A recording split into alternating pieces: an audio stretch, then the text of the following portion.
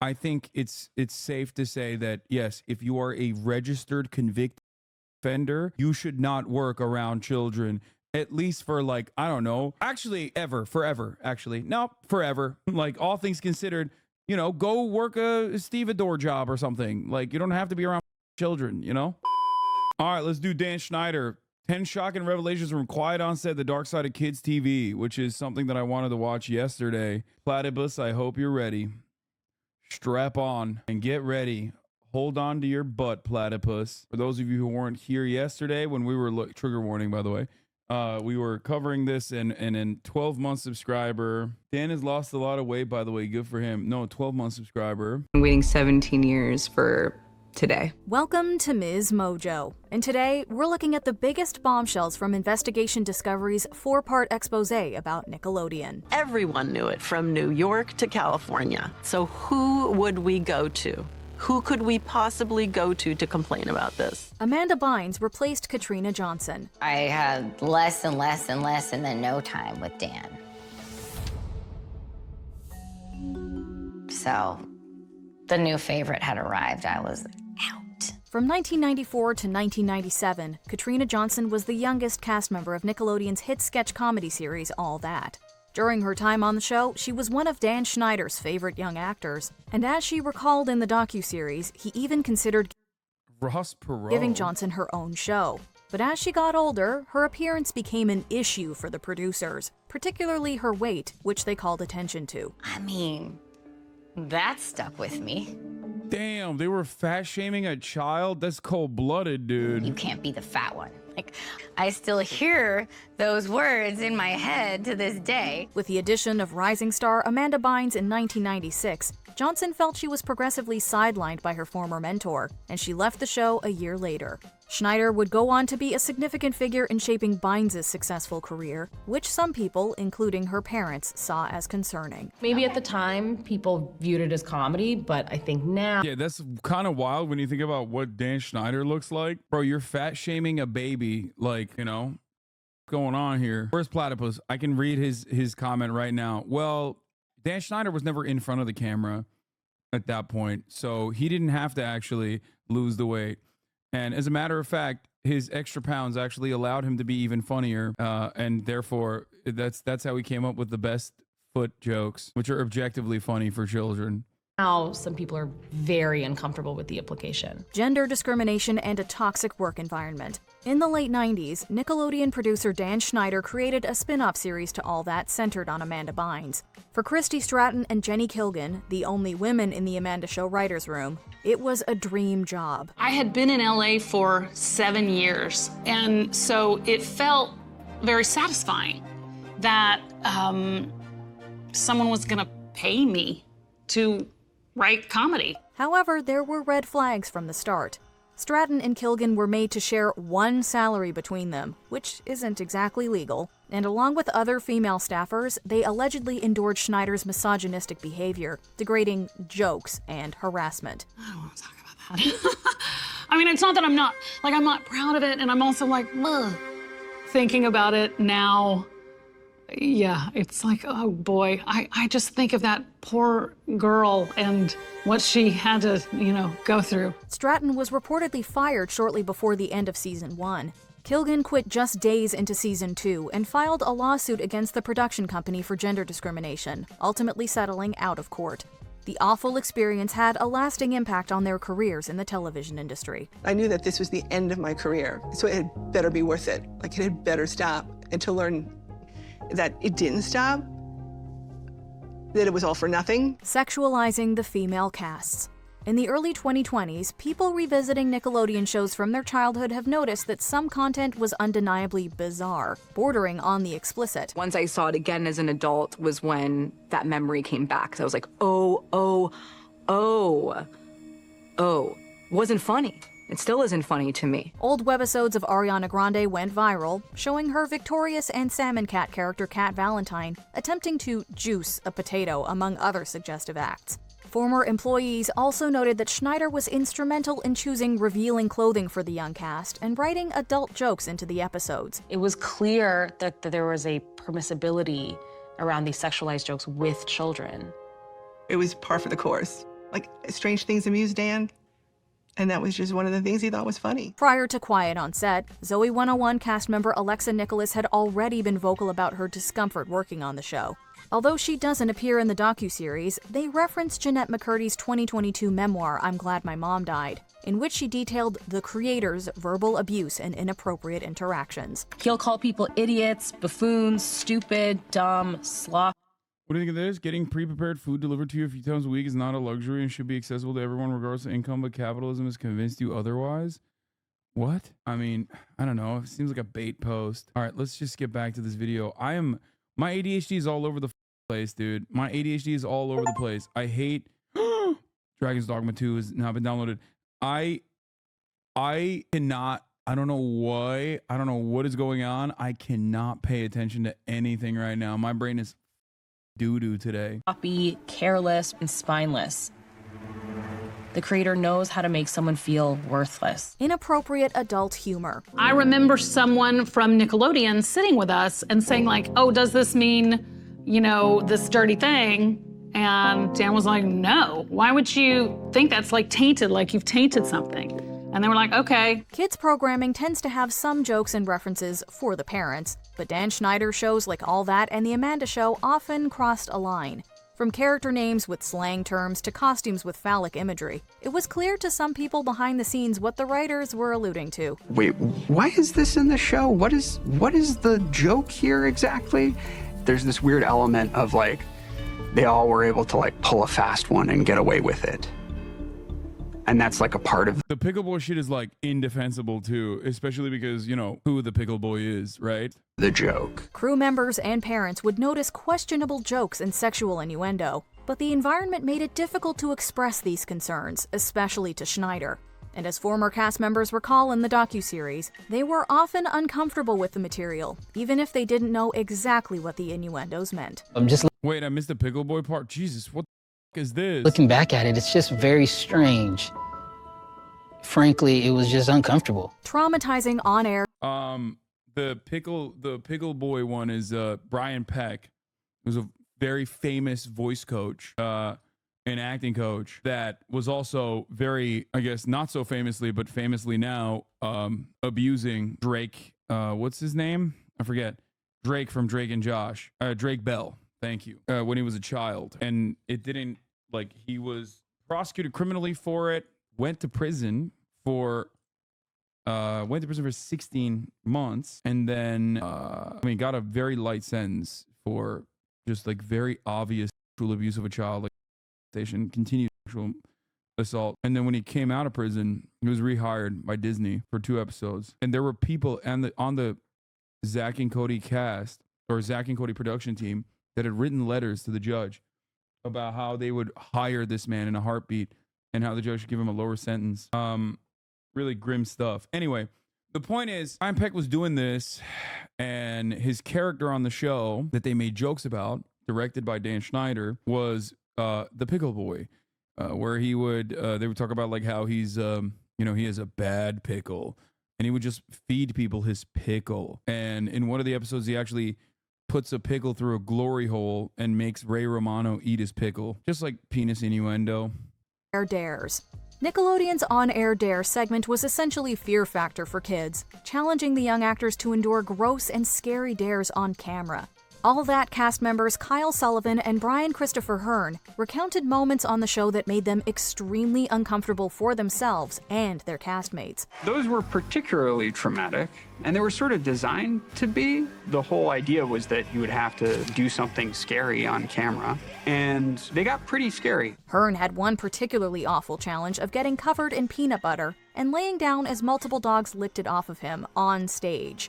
In the video clip from the segment, he clearly says that he doesn't like it. I don't like this. I feel gross. Sullivan pointed out just how torturous it could be, with challenges that involved worms, dead fish, and scorpions. Young viewers would likely see this as funny, but for the actual participants, it was anything but. I think that people kind of just look at us and go, you made some money, so what are you complaining about?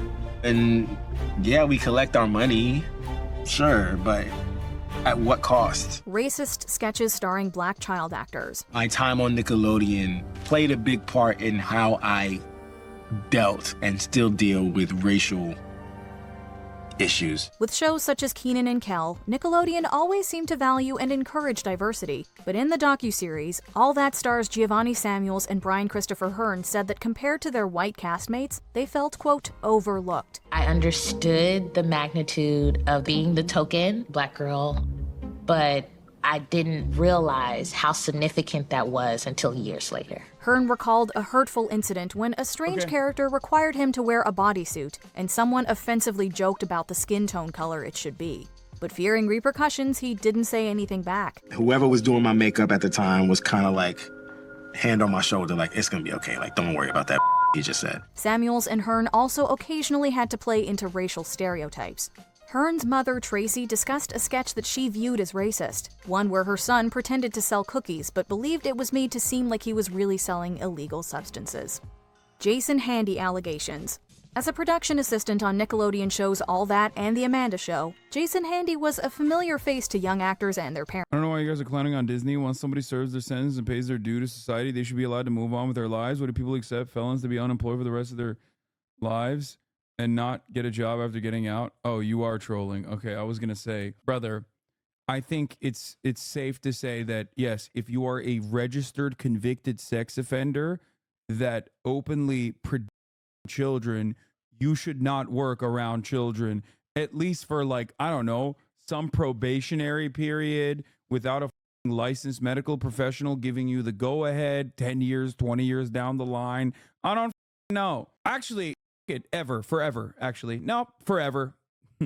Like, all things considered, you know, go work a stevedore job or something. Like, you don't have to be around children, you know? Yeah, brother, no, brother, lots of other jobs out there when you're not around children. Actually, I was gonna say poultry plant, but goddamn, there's kids working there too nowadays in America. Shouts out to Arkansas for lowering the, you know, child labor laws there, and many other states too. So kids are working everywhere nowadays. I guess you can't really get another job as a file, it seems. I'm a stevedore, Lamau. Please don't send him our way. Stevedore is another one of my favorite jobs because it sounds so stupid to say. It's like I gotta put that back in the rotation because I always just talk about accountants when I'm talking about white collar jobs. I talk about HVAC business owners when I talk about the petite bourgeois reactionary pieces of shit. And usually when I talk about union individuals like that are in a union, I say stevedore. And I haven't been talking about stevedores in a minute. Stevedore, dude, it's the best. Are today's stevedores unionized? Usually, yes. Good old union job. I don't know if this guy's in a union, but... Parents. Speaking in the docuseries, MJ details how her daughter Brandy booked a background role in one episode and began corresponding with Handy via email. She let me read it, and it was a very innocent email. It just talked about the shows that he'd been working on. But what she thought was seemingly harmless progressed into him sending her an explicit photo. And while MJ didn't go to the police herself, Handy was finally arrested in April 2003 and charged with multiple felony counts involving inappropriate acts and material. Keep your trust in God and don't forget me. You and all the kids are why I work for free half the week. I love ya, Jason. He pled no contest and received a 6-year sentence.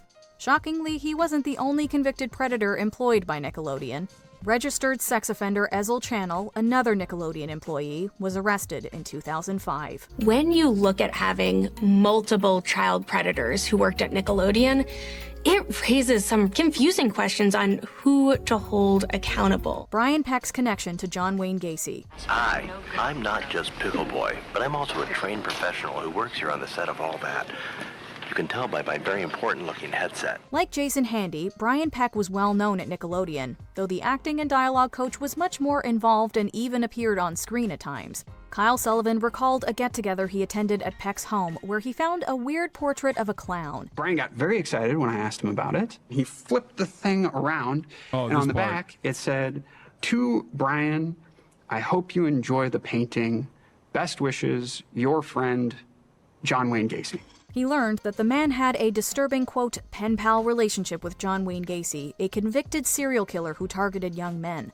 Even at his age, Sullivan knew this was strange. However, he alleged that other guests, including adults and parents, also saw Peck's collection of letters and art from Gacy. In his nightstand next to his bed, and he like pulls them out and starts showing them to me. Your instinct is to give someone the benefit of the doubt. If you've known them for that long, even in the face of like this really bad sign. Drake Bell was John Doe. Have you ever told your story publicly before?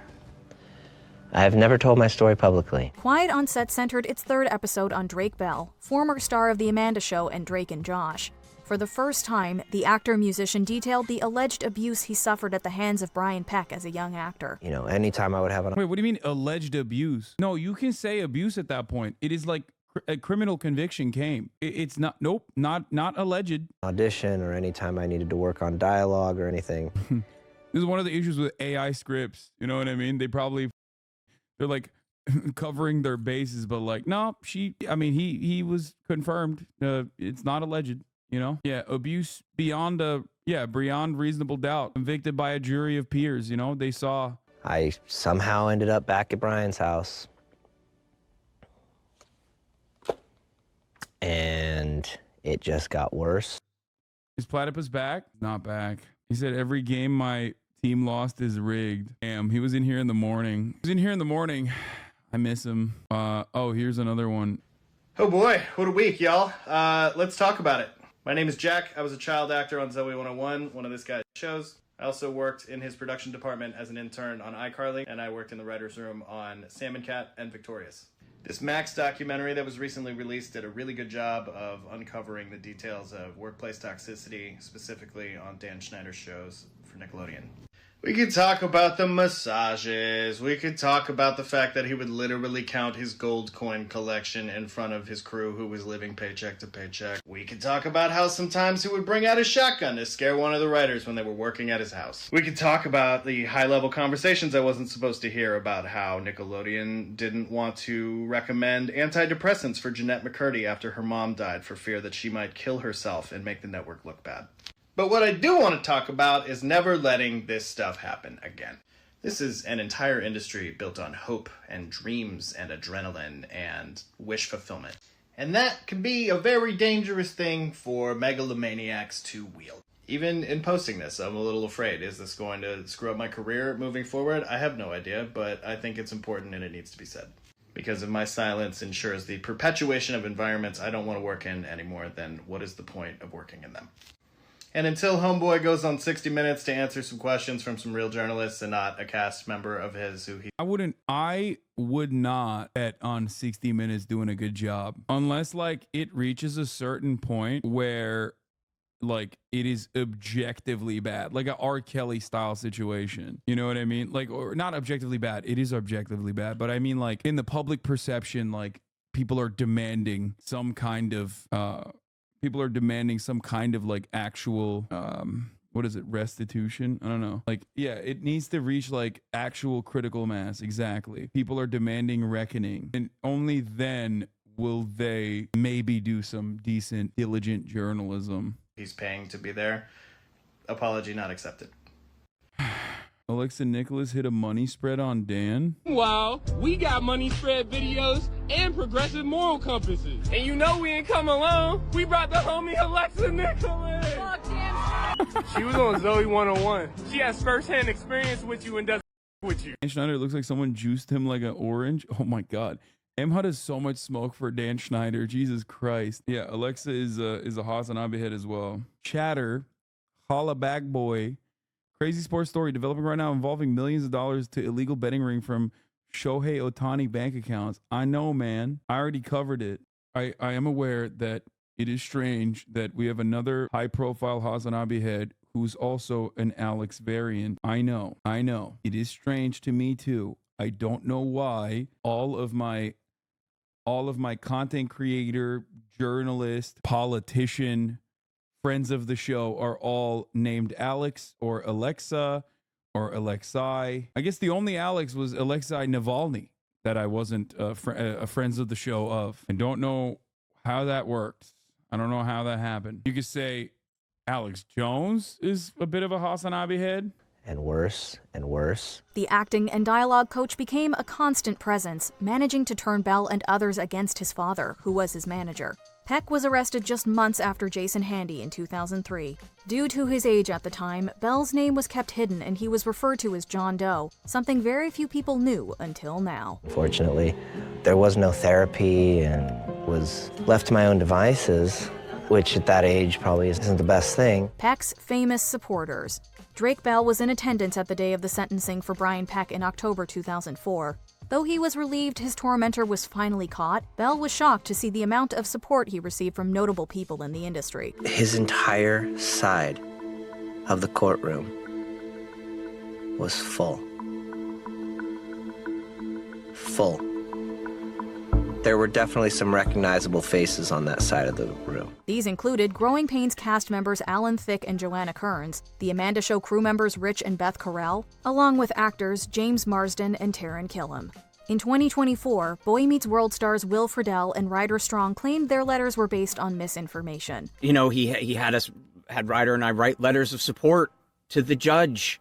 And these are things we did. And again, we did them because we were then lied to. We weren't told the whole story.